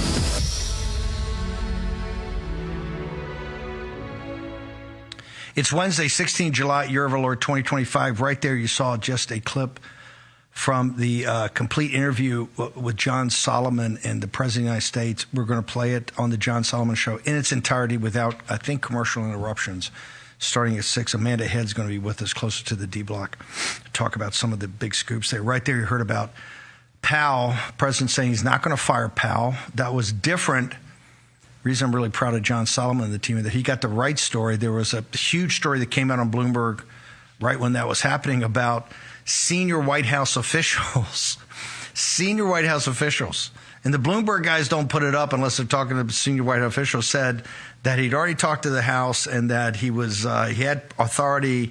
He was going to go ahead and blow out Powell. But he said earlier at 9:30 this morning with John Solomon, he's not going to do that. He reiterated that on the press avail with the Crown Prince of Bahrain and the Prime Minister. We're going to get into the. He talked about the special prosecutor, this whole investigation of this deep state trying to remove Trump, and even maybe putting the Epstein things in there. We'll talk about it. We'll show that clip in a little while. Jefferson Morley, the #1 reporter, investigative reporter, and writer that wrote the definitive biography of Angleton. Remember James Jesus Angleton, one of the most controversial Americans of the 20th century. He wrote the amazing biography of that, and he's been following the CIA involvement in Kennedy's assassination. He will join us. Washington Post had it as one of their lead stories on the front page yesterday. I want to go to Senator Tuberville. Some history being made. I don't think we've had a rescissions package. I don't know if one's ever come up. But here's the question, Senator Tuberville. Where does it stand? You guys the Senate started voting at 1 o'clock. We've been following this, and the votes go up, the votes go down, the vote's still open. Are they still horse trading? You've already done a haircut of $400 million for Collins, and now it's a $9 billion package. Where do we stand on this? Yeah, figure this out, Steve. We took a $400 haircut, as you said, because of Senator Collins. She just didn't like it in there, and she turned around and votes against it anyway. What did we take it out for? $9 billion. We spend that in 24 hours up here. This is kind of just like a trial run. Obviously, it's NPR. a lot of the Doge cuts, a lot of the nonsense that USAID was spending, and a lot of that money was going back to the Democrats. So much fraud up here and corruption, it's amazing. But they don't want to cut anything. And we've had one, I think, maybe 25 years ago there was one. President Reagan tried one back in 1981. I think he got $15 billion done back then. Now, the heck, that was a pretty large sum because of the back then the budget wasn't that big. But it's pulling teeth around here, Steve. You can't get anything cut. And, we just did the big, beautiful bill. And a lot of us had to grit our teeth and vote for it. There's some good things for the farmers and, of course, the tax cuts. But at the end of the day, we didn't really cut anything. And after that, if we stay status quo for the next 10 years, we'll spend $26 trillion more and add that to this $37 trillion in debt we're already in, and it will be over with. Our country will not be what it was in the last 249 years. So, when President Trump and his team and Russ Vought talked to people, said, hey, look, the big, beautiful bill is not perfect. Let's get it through. It's got the tax cuts, the supply side tax cut. We start getting growth. We will come back to you with recisions packages, pocket recisions, impoundment. All this to take care of the cuts. You've had a bill that's open now. I don't know. You're in your fourth or fifth hour. A person that Thune negotiated with for days, even to get the bill rolling, Collins, you took $400 million off in one of the programs that she likes. She's now voted against it. Do you see this thing passing today? Are they going to keep it open all night? I mean, where do we stand? It's only $9 billion. If you can't do this, our recommendation to Russ and to the president is just, hey, do the pocket rescissions or just impound the money and let's go to the Supreme Court and fight it out in the courts about his Article 2 powers. Your thoughts on this, Senator Tuberville? Yeah, there's got to be a better way to do this because, like I said, just $9 billion is like pulling teeth. And we voted for 30 hours straight on the Senate floor to get the big, beautiful bill passed. And Murkowski, she hung in there all night. And she eventually voted for it. Then she regretted it. So I don't think we'll get another vote out of her. I'm surprised Tillis voted for this. I didn't think he would, but McConnell voted against this. Collins voted against it. So at the end of the day, Steve, we're between a rock and a hard place. We're basically got 49 to 50 people that really want to do something about the deep state and the bad situation that we're in. But to get that done, like you said, it's going to have to. A lot of it's going to have to come from the White House. The president's going to have to start looking at people and really understand who they are. They go to the White House and smile and take these pictures of the president. A lot of them want to get reelected. But at the end of the day, they just grit their teeth and can't wait till they either give up this majority or give up our country. The appropriations, so the 26 appropriations, you guys on Senate Armed Services are working on the NDAA right now. My understanding is that we're not, because there's only 20 legislative days, I think, left before the fiscal year ends on September 30 September. I take it we're looking at, as much as you guys want to cut. We're in hang fire again. It looks like we're going to have a CR midnight on the 30th, a CR that kicks it into the new fiscal year, and I guess we'll fight with rescissions and impoundments then because it won't get done in this appropriations process, sir? Yeah, exactly. It'll be a CR in the coming, as you said, when we get closer to the end of this fiscal year. Hopefully we get the NDAA run up the flagpole from the House and the Senate managers package passed.